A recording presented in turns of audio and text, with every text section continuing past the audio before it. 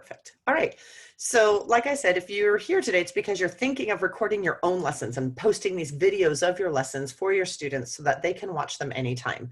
One of the nice things about doing that is that your students can pause the video, listen to a section over again.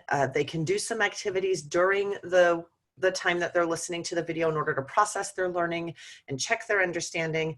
And that becomes really important when you consider that the students are not here in the class. They're not in a physical classroom with you where you can see them and kind of gauge their understanding, or where they can instantly raise their hand and then tell you that they have a question. So that's one of the reasons that we start with some of those lesson design considerations. So let's go ahead and go there now. I'm going to start sharing my screen. And we're going to go to this little section here on some lesson design considerations. And this slide deck is included in your support document, but of course it won't have any audio on it. It will just be the slides, but that might still help as you're kind of going through and reminding yourself of what to think about.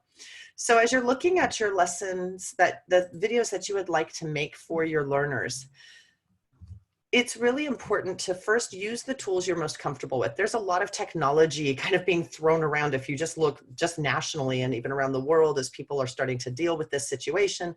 There's a lot of technology being, put out in front of everybody as if you have to use it all. Just use the tool you're the most comfortable with to organize your content, make it possible for you to know what you want to say, the order in which you want to say it, put on the visuals that you want to put on to support, and so on. This can be really helpful for setting up your lesson in advance if you are going to be designing a new lesson with instructional content and so on. Some of you prefer PowerPoint, some prefer Keynote, some prefer Google Slides. There's also a tool called Prezi. There's a lot of tools out there. This is an example of using Google Slides. And if I was recording right now, as we'll demonstrate a little bit later, I could actually turn this into a video by recording myself as I do this presentation where I am talking about this content.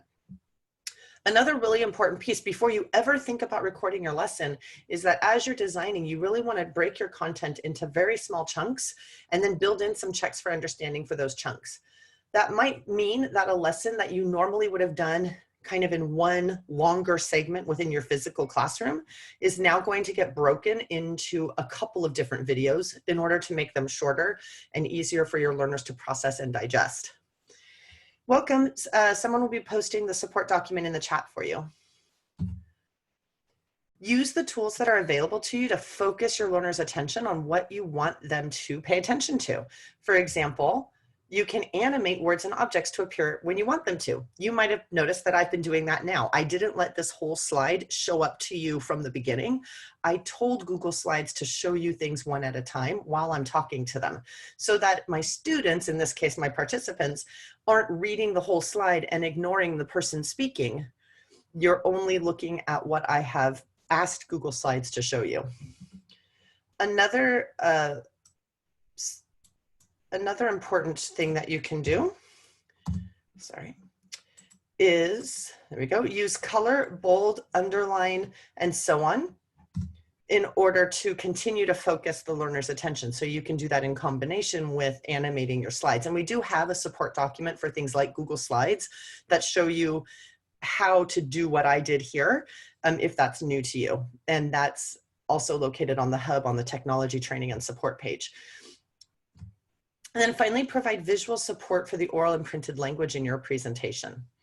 Those are some really important features, but one of the things that I talked about was building in checks for understanding. And they can be as easy as having done a video lesson and at one point in the video, stopping and asking students to pause their video and to think about how they would associate the words with the pictures. Now, this would vary based on content. I used to be a French teacher. So if I have done a lesson where I'm teaching them these new action words, and I started with just 3 of them, and I had already modeled them in my video lesson, I'm going to tell my students in my video, I'm going to tell them to go ahead and pause the video and take a moment to decide which word they think goes with each picture. But that's not enough because they don't know automatically if they're actually right. So the very next slide in my presentation, when they restart the video, actually gives them the information they need to know in order to know if they're doing okay with the content or if they need to revisit that part of the video before going on. You can also use, as you heard me talk about a little bit earlier, using the animation tool to bring things in one at a time, right? And it's interesting, the color went away. Interesting, I'm gonna close this out. I'm not sure what happened, my colors went away. But you can bring things in one at a time and use bold and underline and so on to draw their attention. And then in your video, like this was actually showing a grammatical point, although as I said, one of my colors went away. But you can actually repeat that section and then really use the animation tool to help them see what it is you're trying to get them to pay attention to. And this would normally have all been done all in French. And then you can give them a model to work with and tell them again to pause the video while they attempt to do an exercise related to the model, and you give them all of their options that they'll need to do, and they pause the video and they do that. And when they resume the video, it tells them if they're doing okay because they are actually getting the answers. So the key is to remember to break your content into chunks, and that might mean multiple videos, and then provide checks for understanding for each chunk, and then include the responses and sample responses for those checks for understanding, just so that they know if they're doing okay and if they can keep going or if they need additional help. When you've done all of that with your video, with your lesson, you're going to be ready to start thinking about recording your videos. If you've never recorded your own video before, especially, I highly recommend that you actually do a practice lesson, and then don't record it yet, but time yourself, because you're hoping to have your lessons maybe run, like an actual video lesson, run 10 to 15 minutes. Again, this might mean you broke a longer lesson into 2 10 to 15 minute chunks, and try it out by turning on your slide deck, putting it in present mode, and actually running through it and try and practice speaking the way you hoped to speak, because that will actually show you right away if there's a slide. Like I just noticed, for some reason, I had copied these from another deck this morning, and for some reason, some of my colors went away. And so when I was presenting, I noticed, uh-oh, that tool I wanted to use to help focus my learner attention isn't working, and I need to go back in and edit. I'd rather see that when I go into present mode and practice without recording than having actually tried to record it and then realize I have to stop and re-record. So record it and, don't record it. Practice it and time yourself. See how it feels. See how comfortable it is for you to add the extra information that isn't visible in your lesson materials that the students can see on the screen. And then if that's going okay for you, it's actually time to start recording. And that's where we need to look at the tools that will be available to you. So knowing that you have the support document in the chat, you can open it at any time. If it doesn't click directly for you, you may have to copy the link and paste it into your web browser. It is a Google Doc, so you can save it to your Google Drive. Excuse me.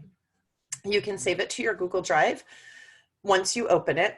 And I am not sure how many of you are in the document right this moment, but once you open it in your web browser, so some of you are looking at it in my Zoom window, but if you've opened it in your web browser and you're looking at it there, if you go to the right of the title of the document where it says screen recordings, the next thing to the right is a star. The next thing to the right of that for you will actually be a triangle icon, unless you've already been to this training and downloaded and saved this document to your Google Drive. So if you see a triangle icon to the right of the star, that means you can click there and it will add this document to your Google Drive, and you won't need the link ever again because it will be in your Google Drive. So this document, the first thing you need to know is that the tool called Screencastify is what's considered a freemium tool, meaning that there are free and paid versions. If you just go to Screencastify and download it, you'll end up with the free version, which has a 5-minute time limit on your recordings and very, very limited editing possibilities for your videos.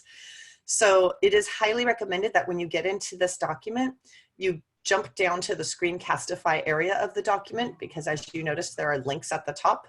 that help you jump to different sections. Okay. And then you follow these instructions step by step in order to be granted temporary access to the full version of Screencastify. So like many technology tools, they are offering the full version for free during this distance learning situation that all the schools in the country are faced with right now. So this is temporary, and once the situation returns to the new normal and we're back in our classrooms, you will not have the full version of Screencastify anymore unless you find funding at your sites or PTA or grant to pay for it. But I do recommend you follow the instructions provided in this support document to make sure that you actually get that full version, because if you just go to Screencastify on your own, you will have the 5-minute version, and that's not going to be enough for very many people or for very many lessons. You'll see in a moment, I'll try to do a live tutorial, a live demonstration of recording my screen with Screencastify. What Screencastify is it's essentially a Chrome extension. So the other thing that means is to use this tool, you actually have to install the Screencastify extension on your browser. And this will be done if you go in this order in the steps first. It will take you through that installation as well. If you have not really used what's called an extension before, first of all, this is for Chrome browser. So if you're typically someone who prefers to use Internet Edge or Safari, for this process, you'll need to use Chrome. Up at the top of your screen, you have the URL bar where your web addresses go. You go off to the right, there's a star. That's actually a bookmark symbol in Chrome. Off to the right of that, I have these funny little icons, and unfortunately I can't make that part of my screen bigger, but I did, I think, I put it in my screen in my document just so you could see it a little bit better here. So an extension is a mini program, and it's not expanding my screen right now for you. An extension is a mini program that runs inside of Chrome browser to let Chrome do things beyond what it is designed to do, which is to simply be a web browser for you. So each of these little icons that you see is an extension or a different mini program. The orange arrow, which actually has a white video camera inside of it, is the Screencastify extension. And I can click that extension anytime to start recording my video. So if I was to click that extension, the first thing I would do is I would make sure that I'm at the beginning of the presentation that I want to use. And remember, I've already installed the extension.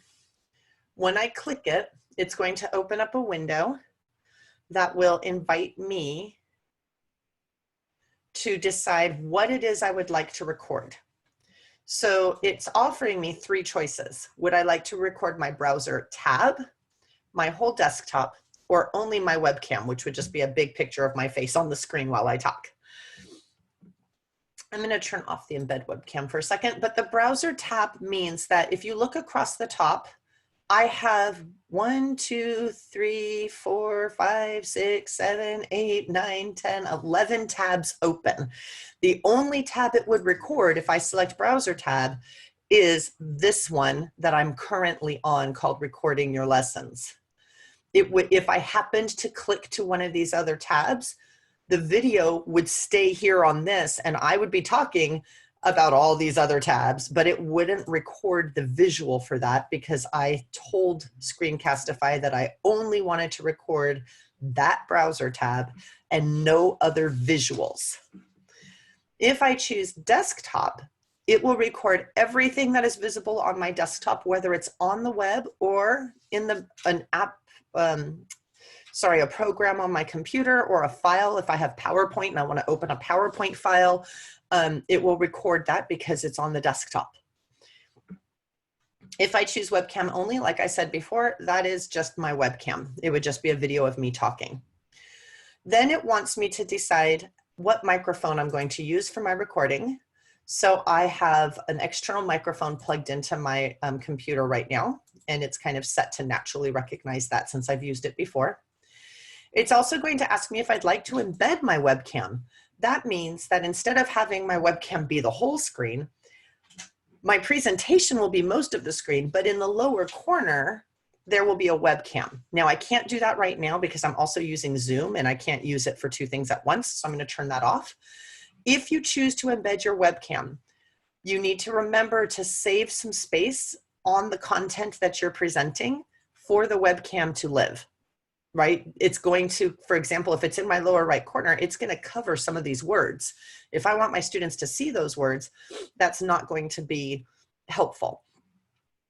So if you're choosing to include your webcam, which a lot of teachers do because there is some research that shows your students can actually do even better with your lessons if they can see your face while you're talking, then you'll want to make sure in the design of your content that you're presenting that you preserve some space for that webcam. So once again, I'm going to click that extension. You'll notice if I do anything else, the extension just closes. It hasn't started recording anything.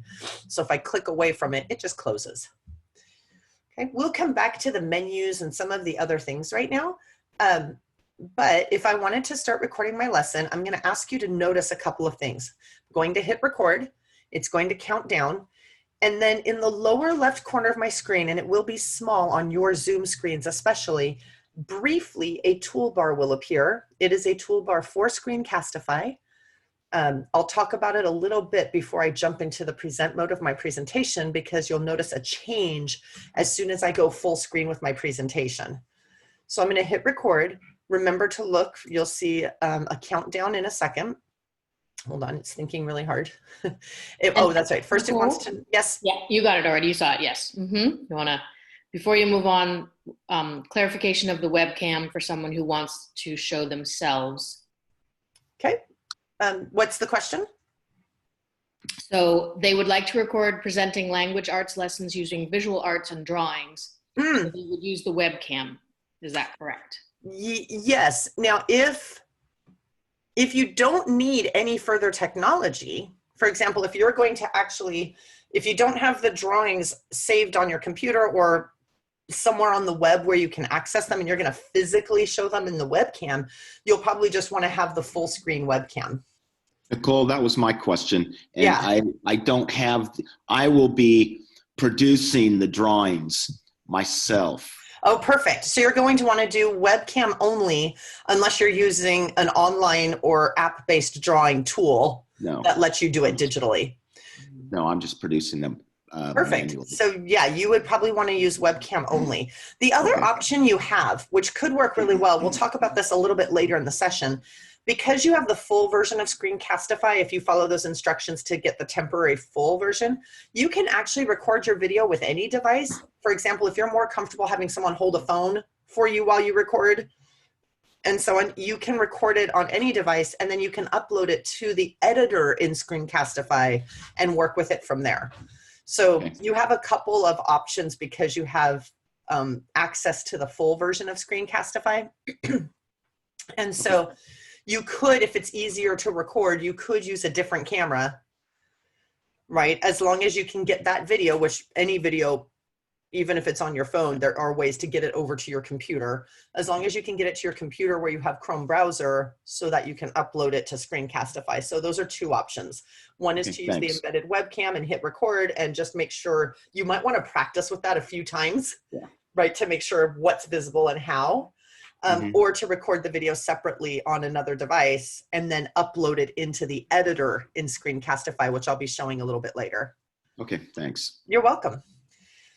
Excuse me. So I'm going to click the record button.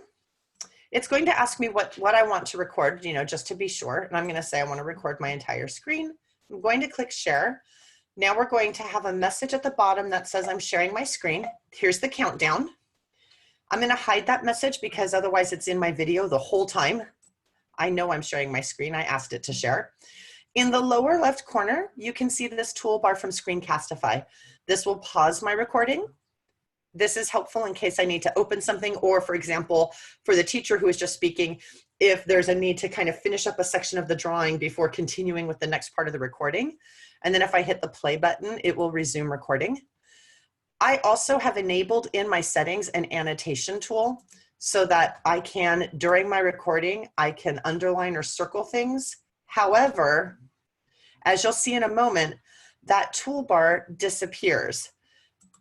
when I go to full screen on a Google Slides presentation. So you won't be able, unfortunately, to use the annotation tool while you are presenting full screen, which is a shame, but it's just the nature of what that is. This actually works really well though if you are demonstrating, like giving a tutorial on how to use a website and so on. So there was a pen tool, an eraser tool, and so on. I don't want to X this. That's going to hide my tools. I'm just going to leave them there. They're going to hide themselves in a second. I'm still recording this whole time. But now what I'm going to do is make sure this is back on cursor mode. Okay. And I'm going to click the present button. Watch what happens to these tools in the lower left corner when I hit the present button on my slide deck. Because my slide deck is now full screen, the recording tools have gone away. Now it's recording everything I'm doing. So I can come through here just like I did earlier, and I can talk about all of my content. I can pause. I can spend as long as I need to talking about each piece, right? And then when I'm done, I want to hit escape on my keyboard. Why?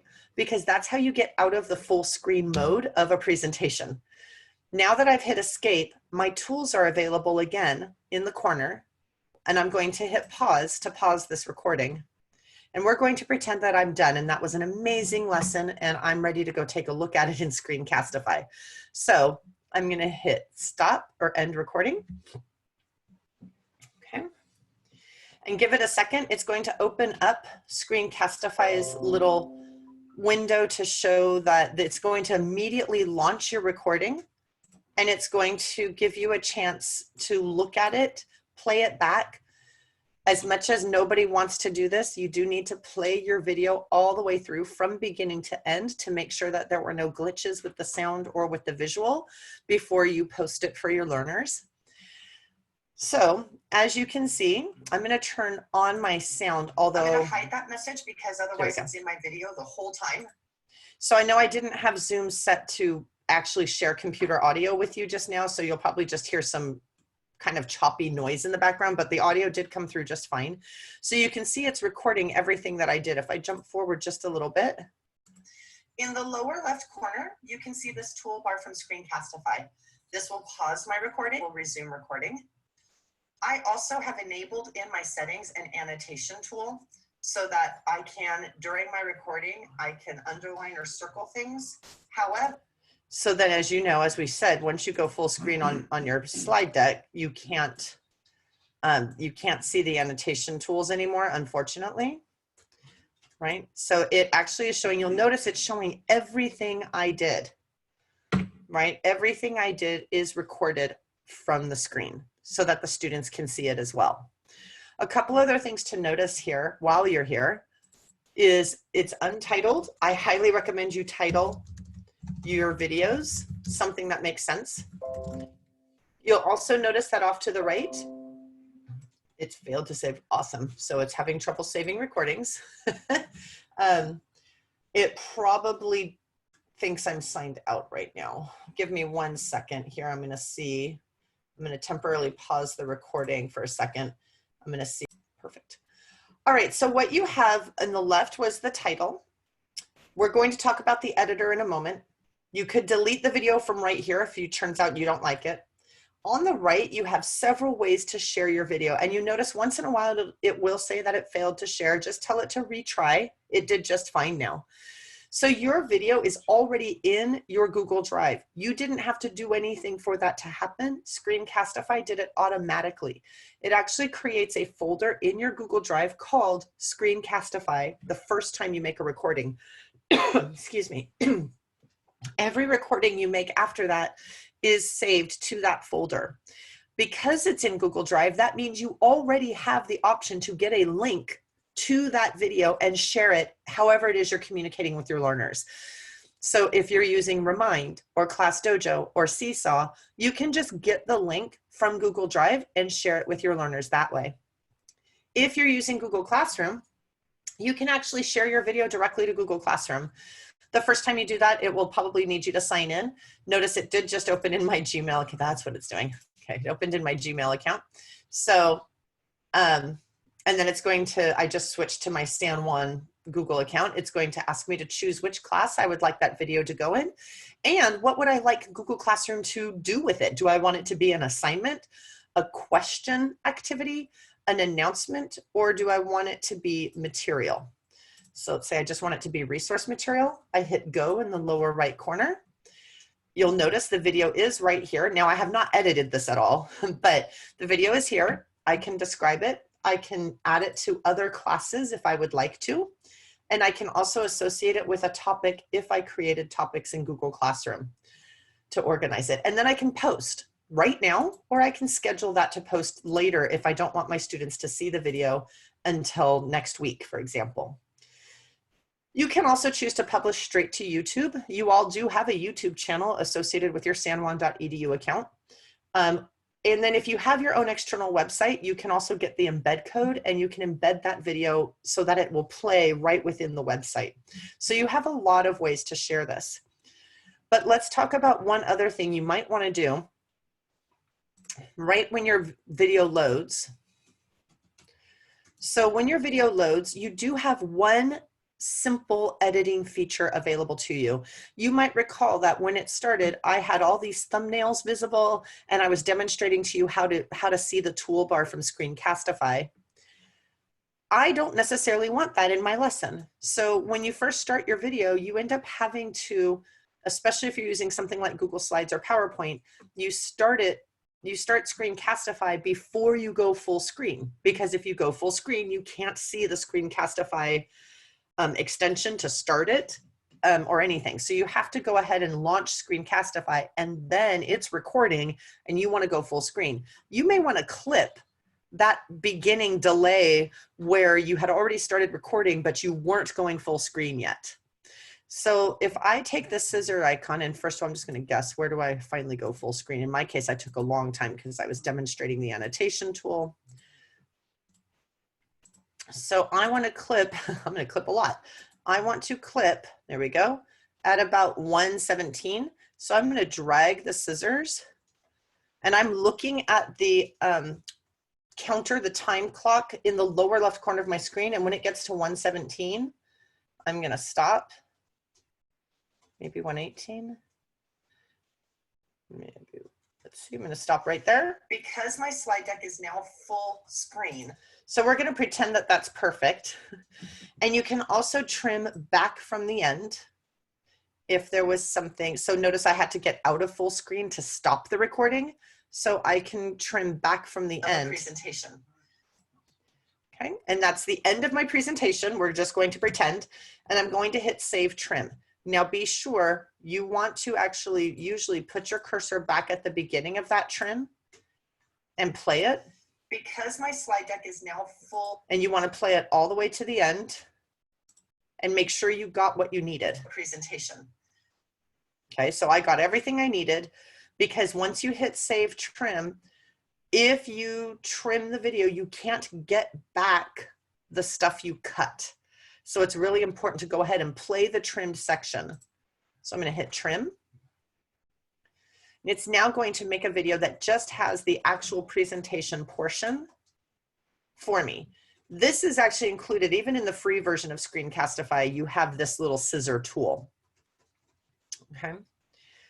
So I just trimmed this video down into almost nothing. It now is only, what, it's 30 seconds long. My slide deck is now full. Right, it's only 30 seconds long.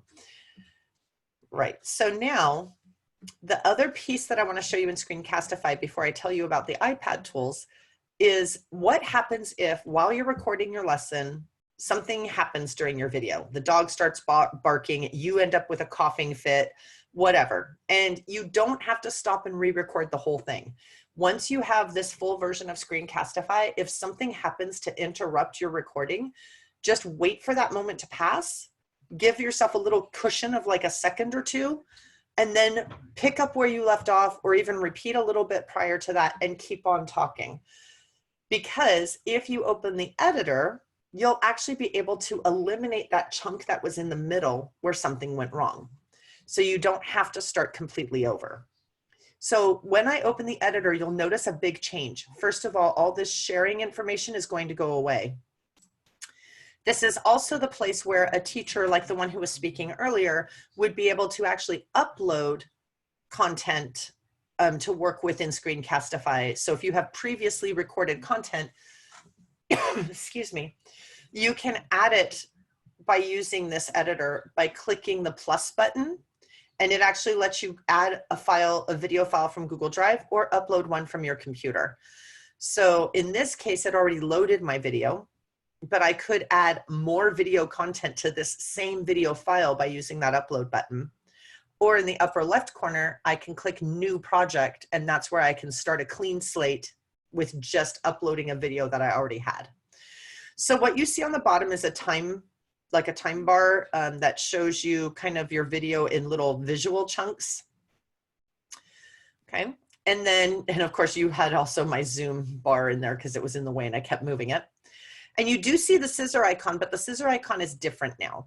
So we're going to pretend that the video was great all the way up to this point. And I've clicked there, and you'll notice that as soon as I clicked, both a text bar appeared and a trash can appeared. I don't want to delete the whole video, that would be bad. But what you probably can't see very well is once I double clicked there, there's now a gray bar marking that spot where I clicked. And what we're going to say is that everything up to that point was good. Then something happened, it wasn't good anymore. And oops, that was dumb.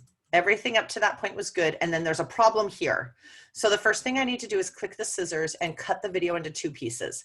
I now have the good part at the beginning, and I've got the bad part starting right here. So I would need to play my video and find the part where the bad section ends, the coughing, the dog barking, the truck going by, whatever it was, right? So you play your video. I'm doing. And then, so I can come through here just like I did earlier, and I can talk about all of my content. And we're going to pretend that that's the end of the bad part. So you mark it again by double clicking, and you can see in the right that I've double clicked at 13 seconds in, so that you can confirm that if you need to. And when you double click, that gray line appears, which I know on Zoom is almost impossible to see, but there is a gray bar that marks that 13-second point where I had clicked. I hit my scissors again. I have now cut my video into 3 segments: a good segment, a bad part that I want to get rid of, and the rest of it that is good. At least the start of that rest of that part is good. So I'm going to click to make sure that the selection I wish to highlight is in blue, and that's probably hard to see on your Zoom window, but you want to click and make sure it's highlighted in blue. And then you just want to hit your backspace key, and that section went away.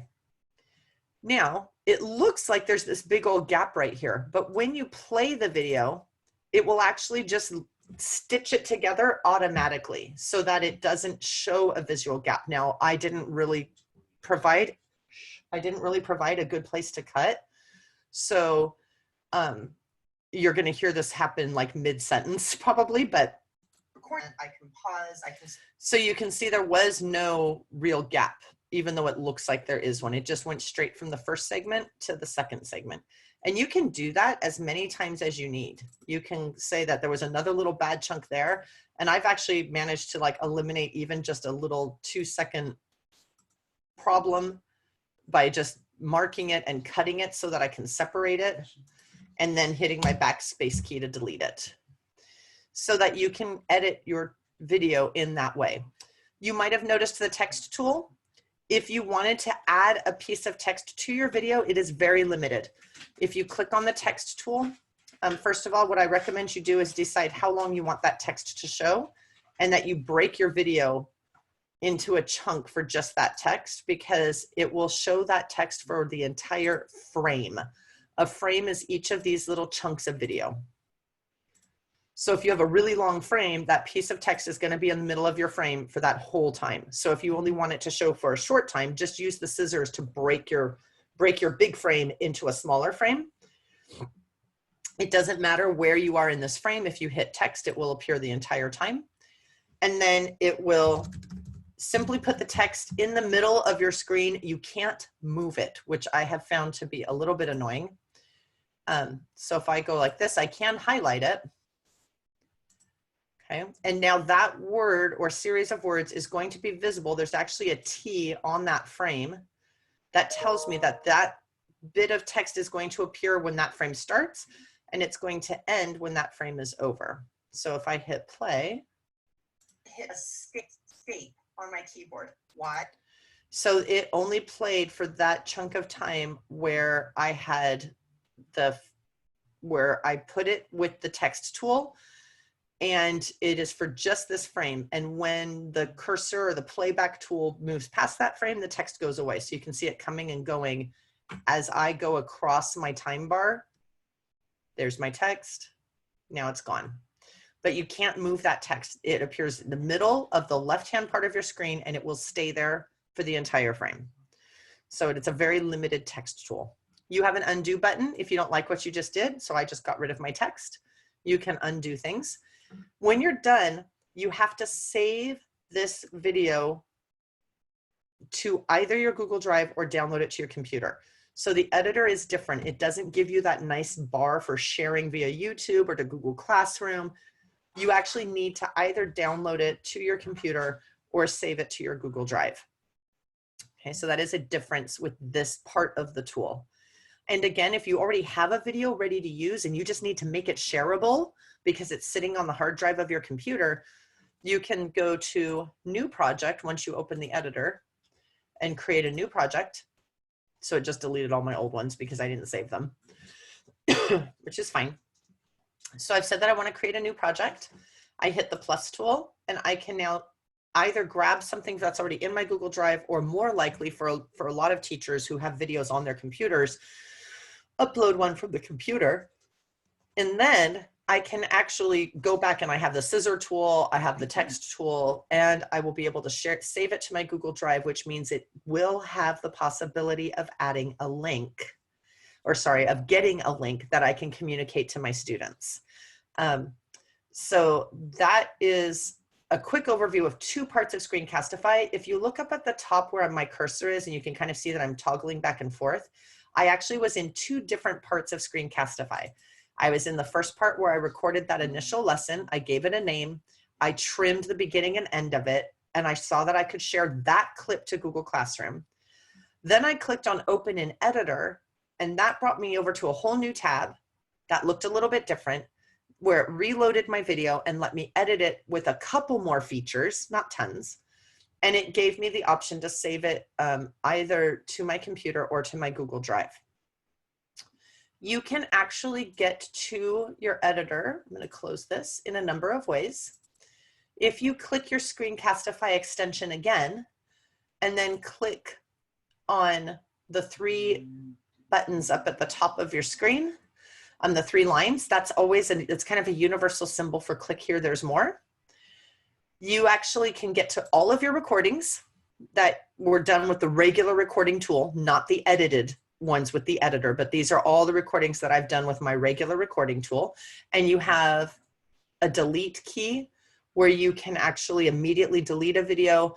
If you want to share it, you actually have to open the video back up and put it into that player so that you get those sharing options. I'm going to go back because I want to show you what it looks like from the start here. Again, if you click on the three lines, you also have the option to go straight to the editor. So this is really good for people who either already have projects in the editor or who want to upload a new project from their computer.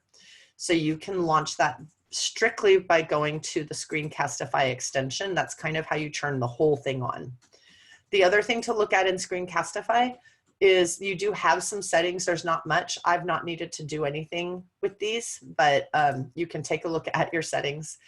And that is pretty much it for Screencastify. Remember that we are recording this session, so you will be able to go back through and kind of watch and pause and try a step at your own pace on your device, and then resume the video and try the next step. There's no expectation that you would remember everything from Screencastify. What we're going to switch to now, in the resource document that I had put in the chat area, we do have a couple of tools for your iPads. They are both digital whiteboard tools. They are competitor tools. The one that I used when I was teaching was EduCreations. I heard about Doceri after I already had started using EduCreations, so I just didn't want to switch because I was already comfortable with EduCreations. What they essentially do is they take your iPad and they give you a virtual whiteboard. So just like your whiteboard in your classes, if you have your iPad, just like your whiteboard in your classes, you can actually draw on it, you can type on it. Unlike your whiteboard in your physical classroom, you can also put images or image files on it, and then you could write on top of those using the whiteboard tools in these apps. And they both come with a record button so that you can record everything you're doing with your stylus or your finger or your keyboard on that whiteboard and record your voice. And then it will make a video that you can share with your learners. So for those of you who want to be able to kind of write something freehand, for example, this might be a good alternative for you. I'm going to tell you in a second, there's another tool that literally just got enabled, I think last week from Google called Jamboard, which is like an online whiteboard as well. So EduCreations is the one I'll show you first. This just takes you to their site, but I like to start here because it has a nice picture that I can start with to help you know what it does. So the teacher already dropped onto this whiteboard an image file that is a map of the United States. Then using the stylus and the color tools, the teacher wrote some information on that picture, and the teacher color coded some different aspects of the journey using different colored markers and tracing items on the map. That whole time, the teacher is actually recording. So the teacher's been talking for 1 minute and 17 seconds, and the EduCreations app is recording everything that's being written in real time, all the drawing in real time, and the teacher's voice. If the teacher needs more space, they just hit the plus key and it gives them another page of the whiteboard. It would be blank. It would be completely white. Or the teacher can, before starting to record, set up multiple pages in a row with the different images they'll need. And that's what I'll show you kind of in this demonstration video that they have here. This teacher starts his video with a screen. It actually looks like a slide deck slide that they kind of saved as an image and then put into the EduCreations whiteboard. And as you'll see in a minute, they can actually talk and mark up this slide at the same time. So hold on a second. A big idea when we're making measurements. I know you can't quite hear it, but he's talking about measurement. Of the measurement.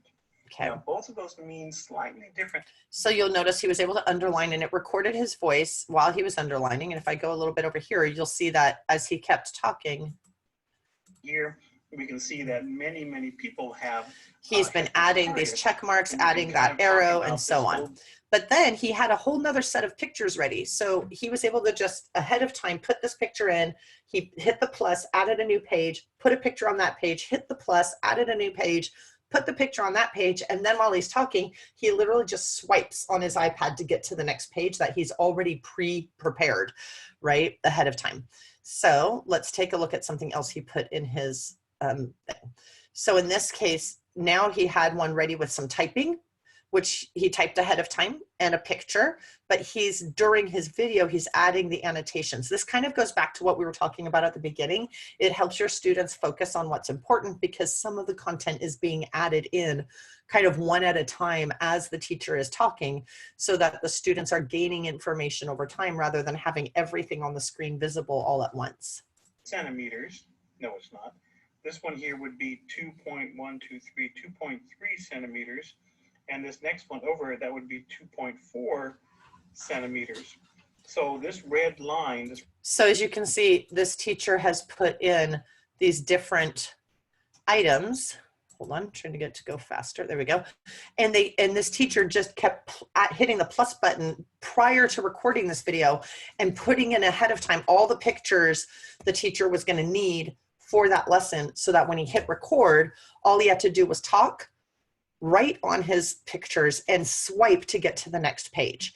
So this tool again is called EduCreations, and the nice thing is, like I said, it actually has a really nice easy share feature that once you're done recording, you can actually share that video out using whatever communication tool you're using. If you're using Google Classroom, I don't know for sure if they've done a Google Classroom integration at this point, but they give you a link, and you can put a link in Google Classroom. You can put a link in Class Dojo. You can put a link in Remind. You can put a link in Seesaw. And I see a couple more questions that came in.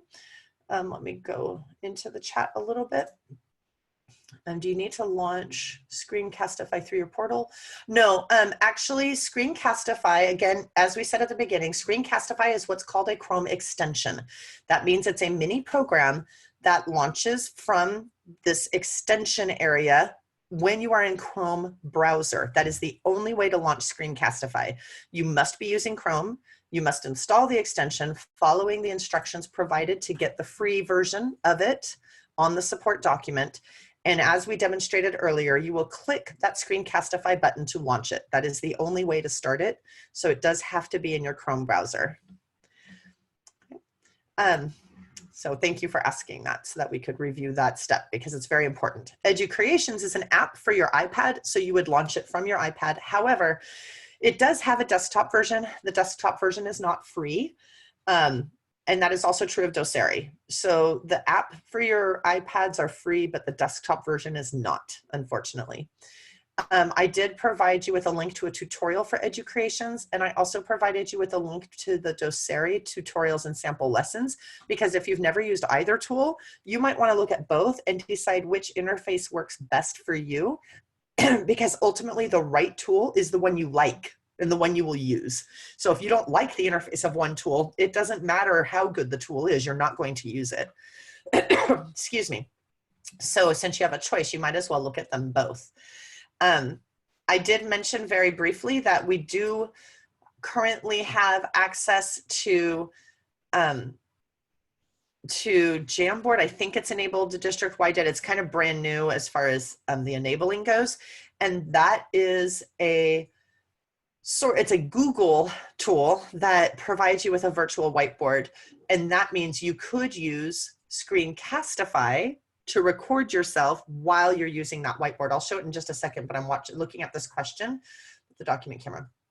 Okay, so if you want to show your document camera, it kind of depends on the make and model of the camera, unfortunately.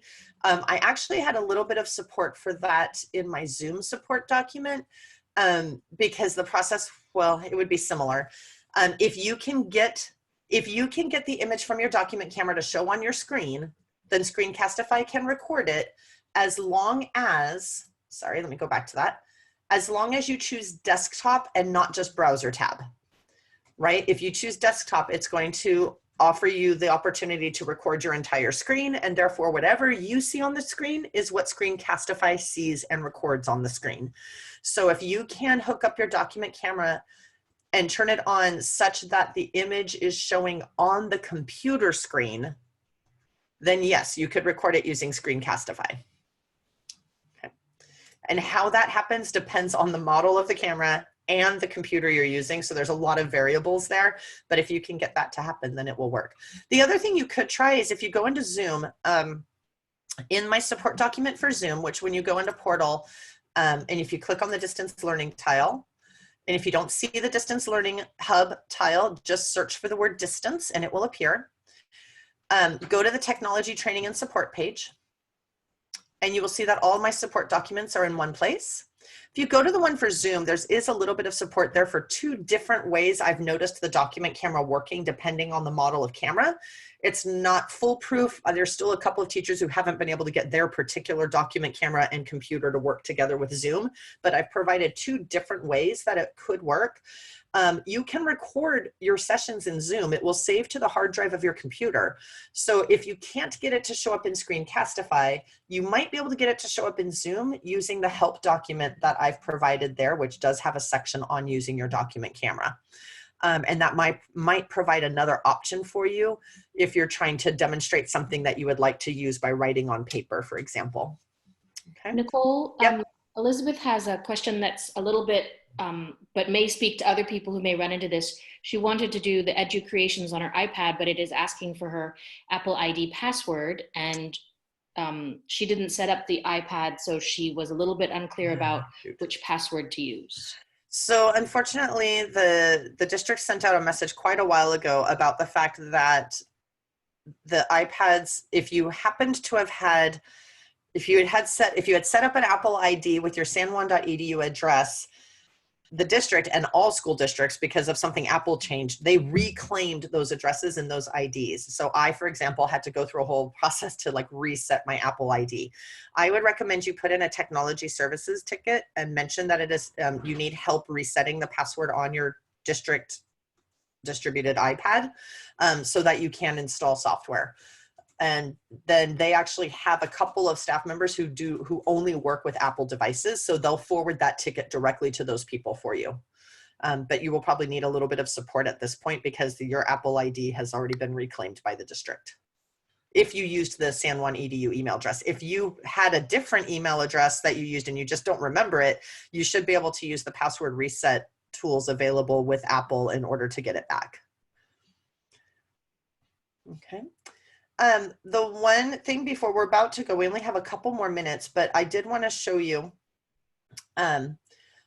one more tool that's coming, if not already available to you. And I did see another chat come in, so hold on. Oh, perfect. Okay. So this is new, and I don't even have a training ready for it yet because we didn't have it available until a couple of days ago. So it's called Jamboard, and originally Google intended for this to work with a physical tool, a little bit like some of you who've been in the district a while remember the Promethean boards. They intended it to work with that kind of a physical display tool, but you don't have to use it that way. Nice. So you can actually just use it on your computer and record yourself with Screencastify while you do so. So Jamboard is essentially a digital whiteboard that works in your Chrome browser. It's a Google tool. You go to jamboard.google.com to get it. And then you click on plus in the lower right corner after you're signed in. And I just noticed it's signed in with my personal account, but that doesn't matter. You could, if you have a Gmail account and a San Juan account, you can switch accounts by clicking on your profile circle and going to your other account. Once you open it up, you'll see that you can, there's one of one. So there's one frame right now, a little bit like Edu Creations was. You have a variety of pen tools that you can use. You have an eraser tool. This is a select tool so that if I do, for example, if I was to create something, I notice there's not a lot of tools here. So there's not a lot of shapes or anything like that. But let me, if I started writing, for example, or even just drawing random things, who knows what I'm doing right now, okay? If I take the select tool, I can now, I should be able to grab those things. No, not gonna work for me. No, you're gonna be mean. Okay, that's not gonna work for me, but I'm gonna switch to my other account where I played with this yesterday because I put on some writing, some typing, and some drawing. No, it's not gonna let me switch. Fine, it's going to be really mean to me. So the other tool that it has is called a sticky note. This is the only way you can type on your Jamboards. So type here and you can change the background color and it appears as a sticky note. And then I can move out of that and I can drag this anywhere I need to. I can also make it as big or as small as I want. I can put in images from my computer, from my Google Drive, or I can even search for images and insert an image that I want to add to my board in order to write on it, edit it. I mean, this would be a great way to use infographics, and you could put an infographic with statistical data about a topic your class is studying, and then you could use the pen tool and the sticky note tool to annotate over that. Sorry, my Zoom toolbar is in my way. There we go, select. Now it's putting that image in. And so it is essentially a whiteboard tool. And once it finally loads that image, if I wanted to, I can take my pen tool and I can choose white and I can try to write on this image, which of course I'm not using a stylus, so I'm going to draw with my mouse. So it is essentially a whiteboard. I can take, I can take my sticky notes, sorry about that, and I can edit them or drag them so that I could add the typed information directly to that image. And this whole time I could, if I had my stuff set up, I could be recording that in Screencastify. Notice if you need more space, you just hit the arrow and now we have another frame available. You can also drop a background in. So if you need graph paper, you could drop a background in and have graph paper.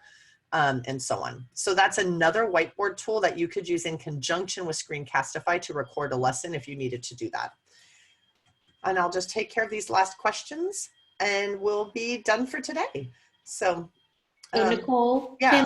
Tim was asking about the 3 ways to save or share, Yeah. YouTube, Google Drive, or the embed. And he Right. was interested about when you might suggest using the embed.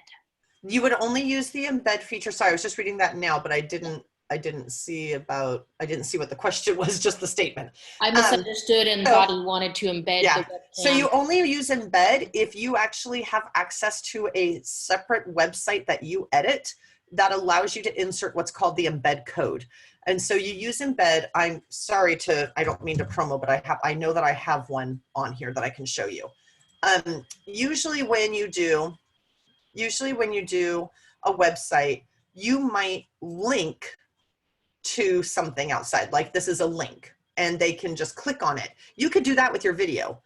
But if you want the video to show up as a player right within the web page, then you use the embed code and you have to know how to insert that on a website that you edit and manage. So that's a little bit more advanced. I can help you separately via email if you have a separate website and you need to know how to insert embed code.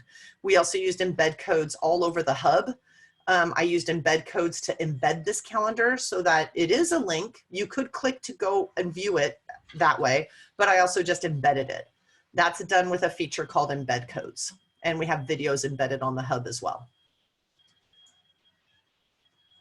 And Karis or Karis, sorry for the mispronunciation. No, you don't need to leave your emails because, sorry, I'm actually in the chat now. Sorry about that.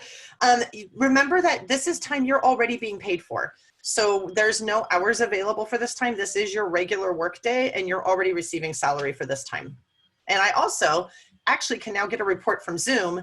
So if I do need to, like for my own purposes, know how many people attended and if I wanted to reach out to somebody who attended, I can look up the report in Zoom now to find that.